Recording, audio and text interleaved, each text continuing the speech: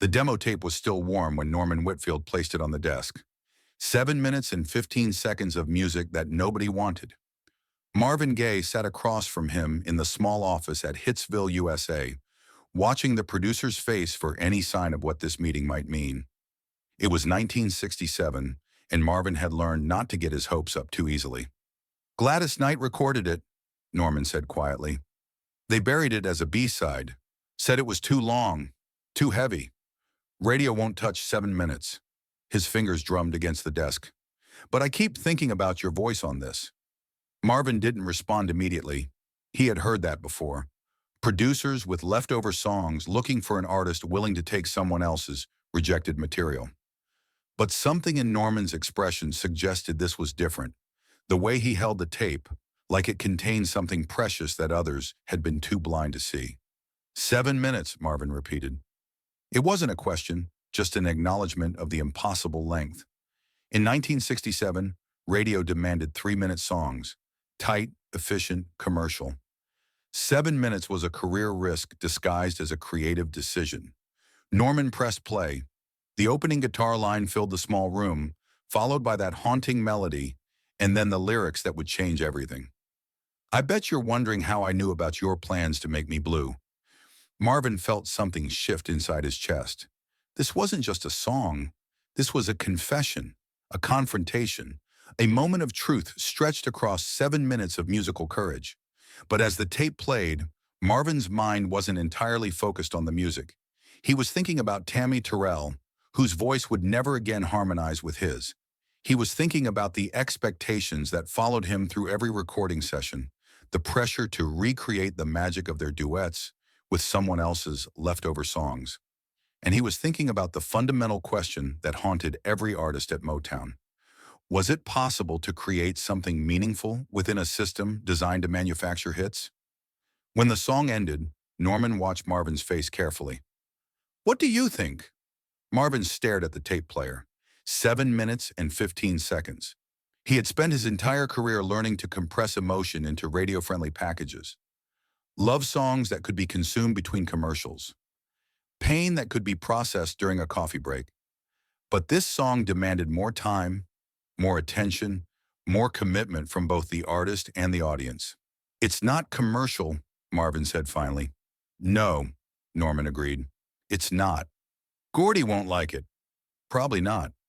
They sat in silence for a moment, both understanding what wasn't being said. Berry Gordy had built Motown on a foundation of commercial instinct and artistic discipline. He knew what sold, what worked, what audiences wanted to hear. A 7-minute song about betrayal and paranoia was not part of that formula. But Marvin was no longer the same artist who had arrived at Motown years earlier, eager to please and willing to sing whatever was placed in front of him. Tammy's death had changed something fundamental in his approach to music. He had learned that life was fragile, that opportunities could disappear without warning, and that some songs demanded to be sung regardless of their commercial potential. I want to record it, he said. Norman nodded slowly. He had been hoping for that response, but he also understood the risks involved. If the song failed, both of their careers at Motown could suffer. If it succeeded, they would have proven something important about the power of artistic instinct over commercial calculation. The recording sessions began late at night when the studio was mostly empty. Marvin preferred working in darkness, when the business machinery of Motown was quiet and he could focus entirely on the music. He would arrive after midnight, sometimes staying until dawn, working through take after take until he found the performance that lived up to his vision of what the song could become. The process was obsessive and solitary. Marvin layered vocal tracks with the precision of an architect designing a cathedral. Each harmony, each ad-lib, each moment of vocal improvisation was carefully constructed to build emotional intensity across the song's extended duration. He wasn't just singing lyrics, he was creating a musical narrative that could sustain 7 minutes of listener attention. During those late-night sessions, Marvin often found himself thinking about the deeper implications of the song. The paranoia in the lyrics felt familiar, not just as an emotional state, but as a reality of life in the music industry. Artists were constantly watching each other, competing for attention and resources. Trust was a luxury that few could afford. The grapevine wasn't just a metaphor, it was the communication system through which rumors, betrayals, and career-ending information traveled. But there was something else in the song that resonated with Marvin's current emotional state. The narrator's sense of isolation, of being the last person to know about his own life, mirrored Marvin's growing feeling of disconnection from the world around him. Success had brought fame and financial security, but it had also created distance. People told him what they thought he wanted to hear, rather than what he needed to know. The vocal arrangement became increasingly complex as the sessions continued. Marvin added layer upon layer of harmonies, creating a choir of his own voices. It was as if he was trying to populate the song with enough versions of himself to overcome the fundamental loneliness that defined both the music and his life. The technique was innovative and emotionally powerful, but it also revealed something troubling about Marvin's psychological state. He was becoming more comfortable talking to himself than to anyone else. Norman Whitfield watched these sessions with a mixture of admiration and concern. He had worked with many artists, but he had never seen someone pour so much of themselves into a single recording. Marvin wasn't just performing the song, he was living inside it, exploring every emotional corner, finding new meanings with each take. "Maybe we should take a break," Norman suggested one night around 3 a.m. Marvin shook his head. "It's not finished yet. It sounds finished to me." "No," Marvin insisted. "There's something missing. Something I haven't found yet." What Marvin was searching for, though he couldn't articulate it at the time, was a way to transform his personal pain into universal truth. The song was about betrayal, but it was also about the human condition in a modern world where information traveled faster than understanding, where people could be intimately connected yet fundamentally alone. The final vocal take happened during a session when Marvin thought no one was listening. The studio engineer had stepped away, Norman was on a phone call, and Marvin found himself alone with the microphone. He began singing not for an audience, but for himself. The performance that emerged was raw, vulnerable, and completely uninhibited. It was the sound of a man confronting his own fears and insecurities without the protective armor of professional polish. When Norman heard the playback, he knew immediately that they had captured something special. The take wasn't technically perfect, but it was emotionally complete. Every note, every inflection, every moment of vocal improvisation served the larger purpose of the song. It was 7 minutes and 15 seconds of musical truth. But creating the song was only half the battle. Now they had to convince Gordy to release it. The meeting was scheduled for a Thursday afternoon in Gordy's office. Marvin arrived early, carrying the master tape like a prayer book. He had rehearsed his arguments, prepared his justifications, and steeled himself for rejection. But he was also determined not to compromise. If Motown wouldn't release the song as he had recorded it, he would find another way. Gordy was not a man who enjoyed having his commercial instincts questioned. He had built Motown by trusting his ability to predict what audiences wanted to hear. Hit singles were 3 minutes long, verses and choruses clearly defined, production crisp and radio-friendly. Everything about "I Heard It Through the Grapevine" violated these established principles. 7 minutes, Gordy said after listening to the first half of the song. It wasn't a question, just an acknowledgement of the impossible length. "Radio won't play this." "Some will," Marvin replied, though he wasn't entirely convinced of his own argument. "It's too dark, too paranoid. People want to hear love songs, not this psychological stuff." Marvin felt the familiar weight of expectation pressing down on him. Throughout his career, he had been encouraged to maintain a specific image: the romantic crooner, the smooth-voiced seducer, the safe and palatable version of soul music. But Tammy's death had shattered his willingness to perform emotional safety. Real life was dark and paranoid. Real relationships involved betrayal and suspicion. Why should his music pretend otherwise? "Let me play the whole thing," Marvin said quietly. Gordy looked at his watch. 7 minutes was a significant investment of time, especially when that time could be spent on more obviously commercial material. But something in Marvin's expression suggested that this wasn't just another recording session disagreement. This was a test of whether Motown was still a place where artistic vision could coexist with commercial success. The song played in its entirety, 7 minutes and 15 seconds of musical complexity, emotional honesty, and vocal innovation. When it ended, the office was silent. Gordy stared at the tape player, processing what he had just heard. Other executives in the room exchanged uncertain glances. This wasn't the Marvin Gaye they were used to marketing. "It's different," Gordy said finally.